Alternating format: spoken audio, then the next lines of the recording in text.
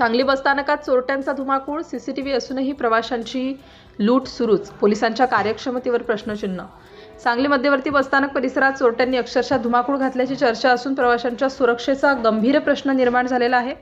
बसमध्ये चढताना होणाऱ्या गर्दीचा फायदा घेत मोबाईल, पाकिटे, रोख रक्कम आणि इतर मौल्यवान वस्तू लंपास करण्याच्या घटना सातत्याने घडत असल्याचे प्रवासी सांगत आहेत.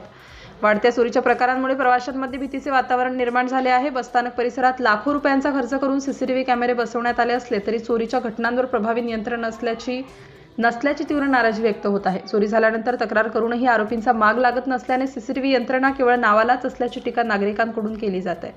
सकाळ आणि संध्याकाळच्या गर्दीत वेळेत चोरट्यांच्या टोळ्या सक्रिय असल्याची चर्चा असून महिला, ज्येष्ठ नागरिक आणि ग्रामीण भागातून येणारे प्रवासी यांनाही लक्ष केलं जात असल्याचं सांगितलं जात आहे.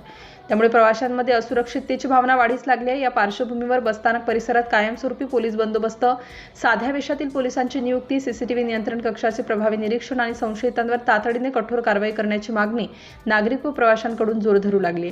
दरम्यान चोरीच्या घटनांवर वेळीच आळा घातला नाही तर प्रवाशांच्या सुरक्षेचा प्रश्न अधिक गंभीर होण्याची भीती व्यक्त होत असून संबंधित यंत्रणांनी तातडीने ठोस उपाययोजना कराव्यात अशी मागणी आता अधिक तीव्र झाली आहे. सिटी इंडिया न्यूजसाठी जिल्हा प्रतिनिधी राहुल शिंदे, सांगली.